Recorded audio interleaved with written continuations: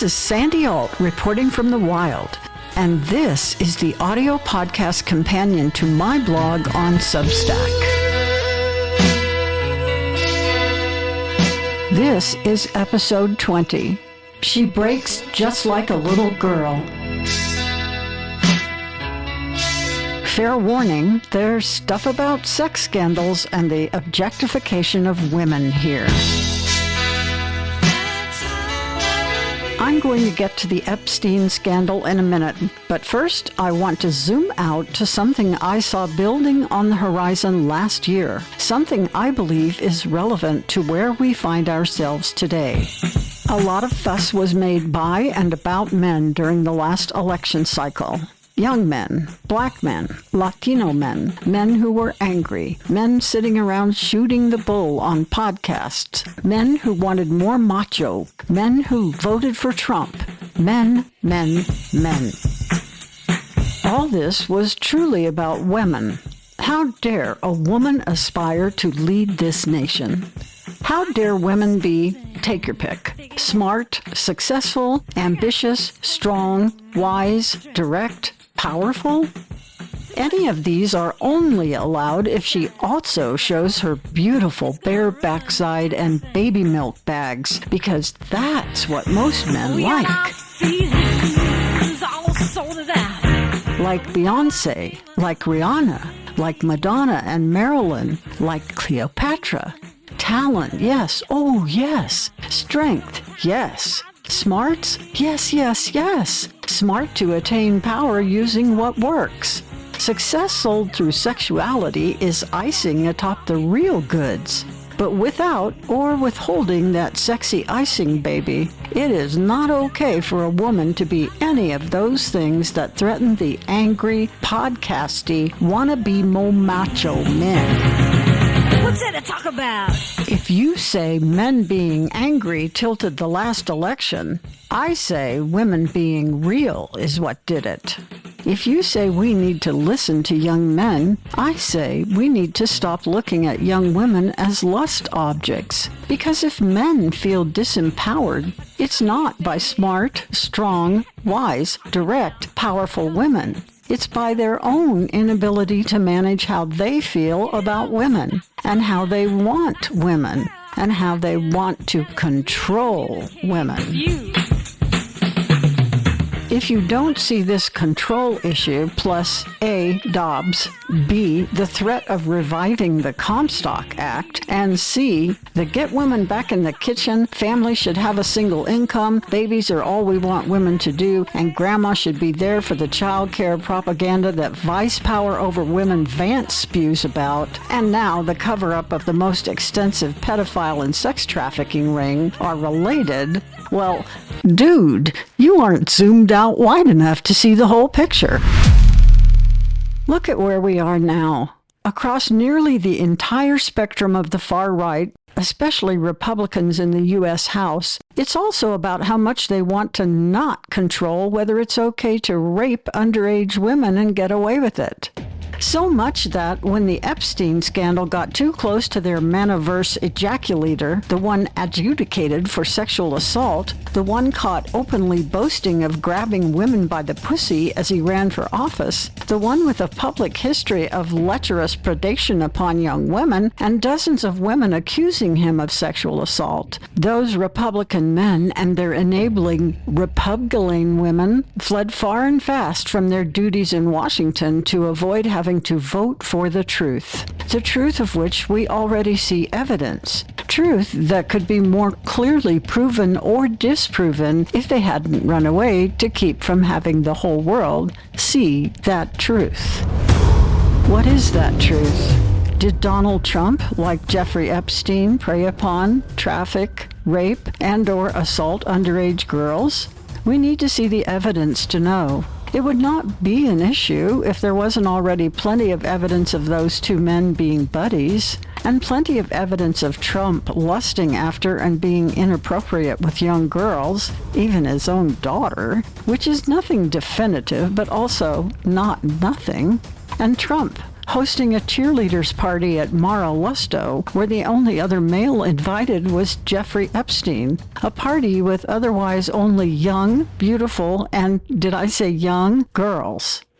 How much more grisly evidence would emerge if Trump's Barbie Bondi attorney Galanerol released the files?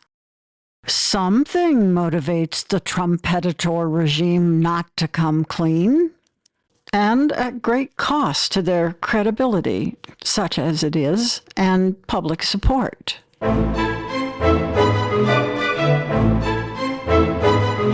The Cirque du Soleil-like cartwheels of obfuscation they perform to avoid those files coming to light is evidence itself. What is it they don't want us to see? And why is over half of the Congress willing to keep it hidden?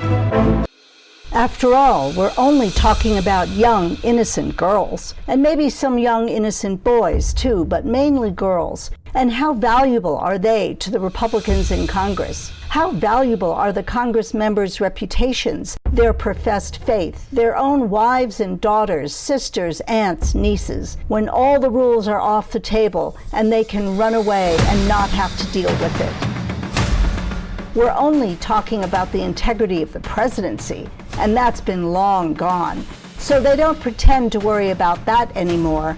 And if they help it slide off him, surely it will slide off of them.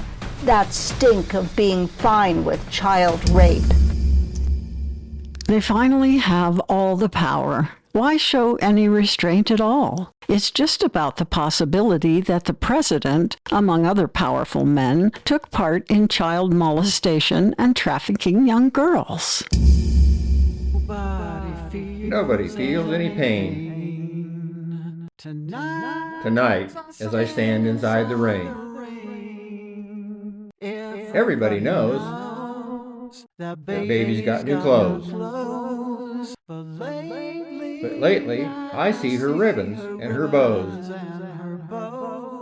have fallen from her curls. The lyrics from Bob Dylan's haunting "Just Like a Woman" seem prescient almost 60 years after the song was released. Or maybe some things never change. I think there might once have been a line, though. A line beyond which it was societally and legally forbidden to go.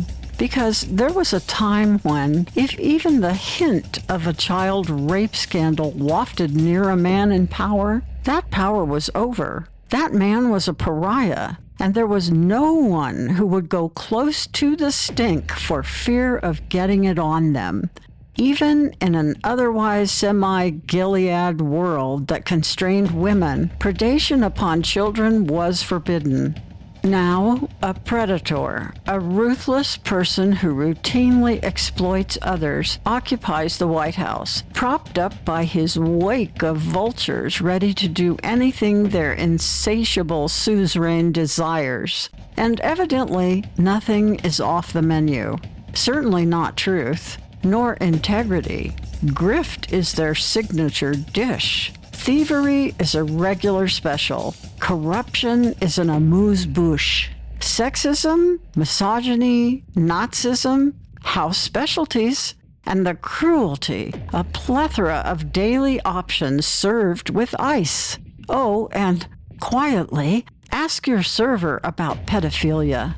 Well, it looks like it might be on the private menu, the one they deny exists but will do anything to avoid having exposed.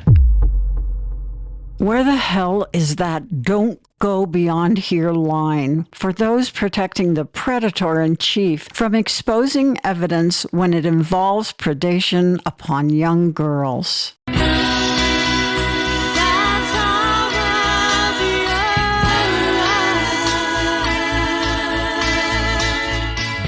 Listen, I and nearly every female in this country know about the perpetual unreliability of that line. Every one of us grew up in a framework of pervasive subjugation, a pernicious condition which was privately negotiated by the rich and powerful men of this nation. It wasn't beneficial for women, especially given that women never agreed to it. But, on the other hand, it contained a fair measure of flexibility regarding where the line was drawn for acceptable behavior by men. They were allowed, in varying degrees during varying times, to lust over us, make babies with us, own us, use us, abuse us, abandon us, and also love us, support us, help to empower and or limit us. They had lots of options. Us women, not so much.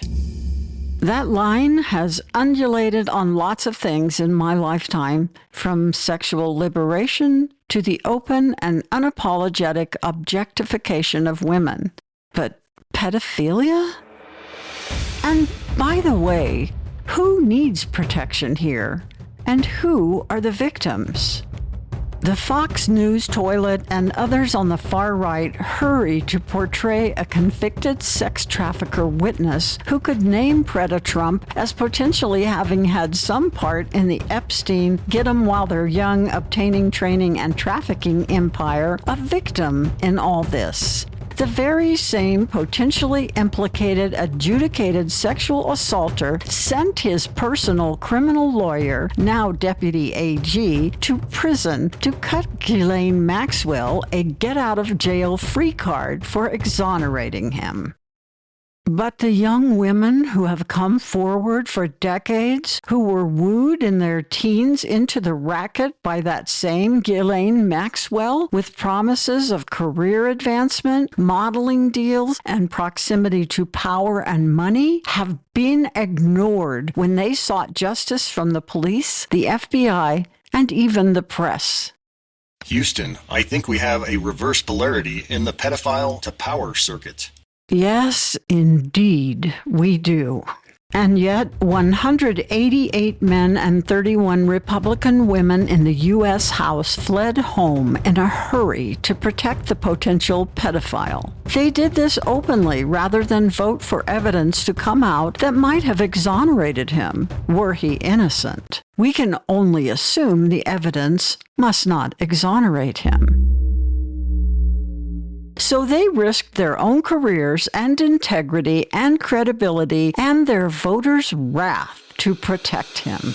After all, women who only got the vote after much suffering, imprisonment, and even death in 1920 only got to have any choice about their bodies with respect to unwanted or unsafe pregnancies in 1973, only got the right to open a bank account, have their own credit, or enter into a contract in 1974, couldn't even get the Equal Rights Amendment passed to save their lives, and have never achieved equity in pay for their work. Women, especially young women, don't need protection? The Peditrump does? Relative power. Let's put it on the scales of justice here, just one sec. Let's put U.S. women, 81% of whom, as adults, credibly report being sexually harassed throughout their youth and childbearing years. 1 in 5 of whom experience rape, who don't get the same pay as men, and have no autonomy in regards to their own bodies, nor equal rights codified in the Constitution. Let's put them on this side. And let's put the president on the other side. Oh no, the scales just tipped right over as soon as we started to even try to measure that much power. Yep, the pedophile potentate needs more protection. Now, if we're doing that with underage girls, let's see. Carry the 12-year-old with a waist circumference of 18 inches and, yep, the billionaire in power needs more protection. Let's think about what tenderness lies in the spirit of a young girl, what wide-eyed innocence and eagerness to be cared for and to matter, eagerness for a modicum of independence, given that she is basically still not mature in wisdom or experience. Look at what gives the few women who have it the most power. And then, if you have no humanity at all, if you are not worthy of drawing breath, prey upon that.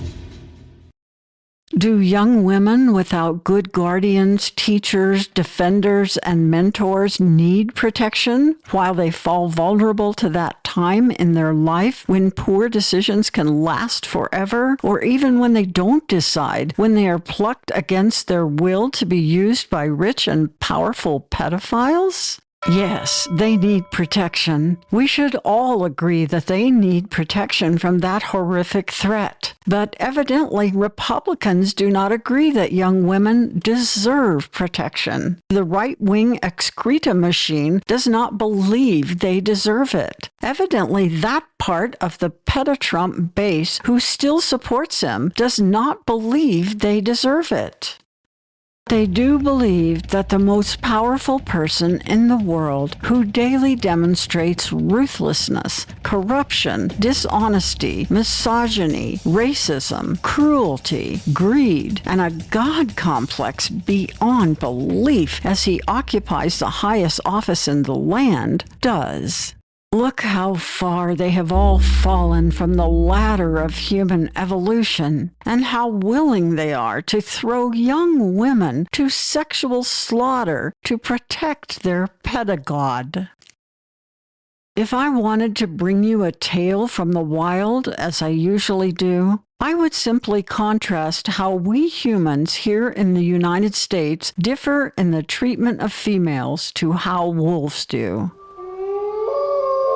A female wolf faces the same challenges in life and the same opportunities as a male of her species. She is not regarded as less than equal in status to a same-age wolf by her pack.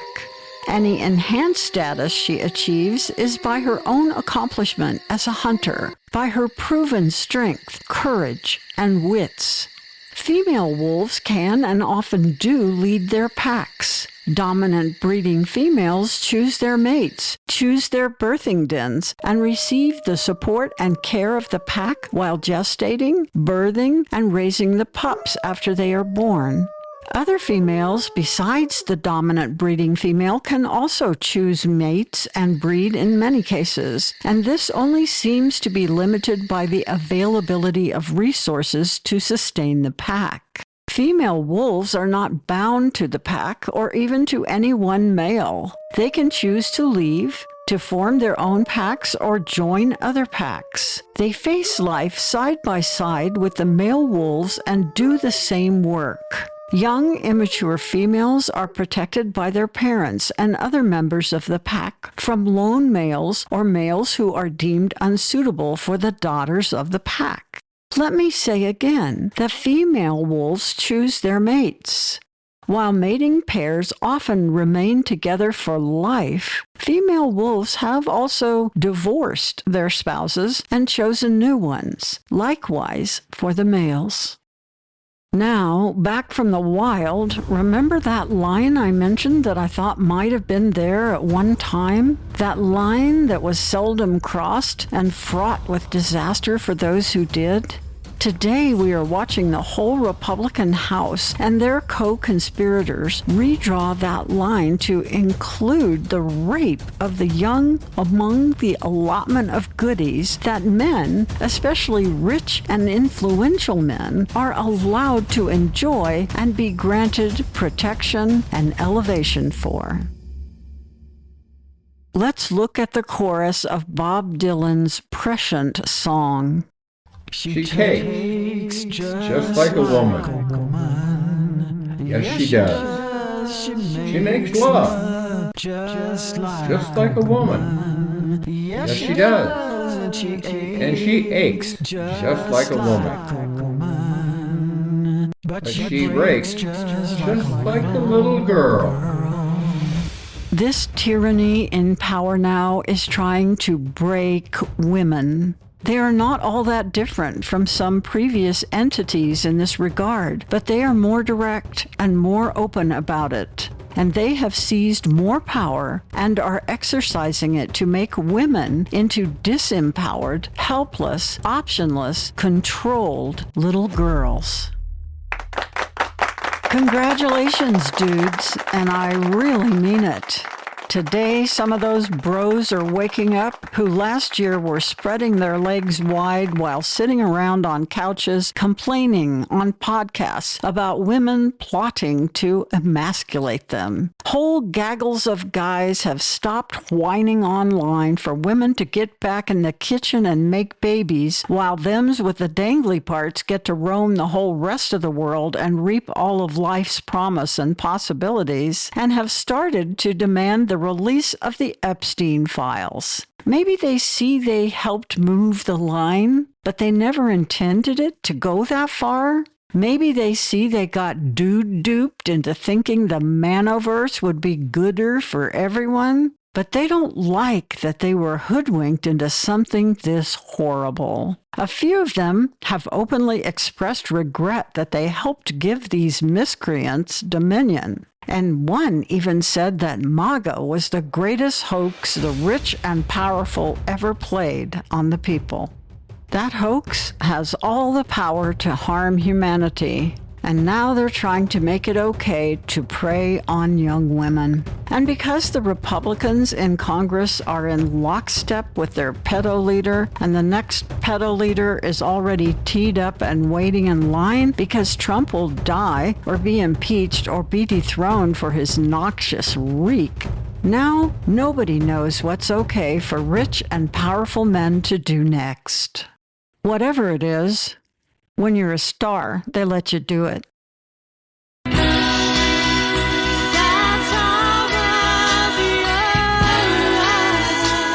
This has been Sandy Alt reporting from the wild.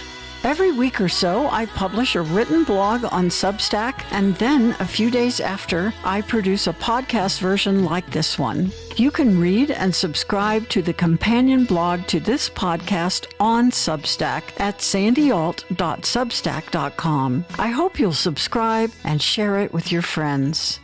I want to express my gratitude to 3 talented voiceover artists on my production team for their work in this podcast. T. Kearns for the Houston and Weighing the Right to Justice voice, Ron Shukar for his interpretation of the lyrics of the song Just Like a Woman by the inestimable Bob Dylan, and the brilliant podcaster Channy Peters, who gives voice to women here. I also want to thank 2 members of our content development team for their help in refining this script, Teresa Dowse-Weber and Eric Brody. Eric's blog on Substack, Decency and Sense, is well worth a look. And if you want more stories from the wild, look for my Wild Mystery series in book, audiobook, and ebook. You can start with any book in the series and go wild.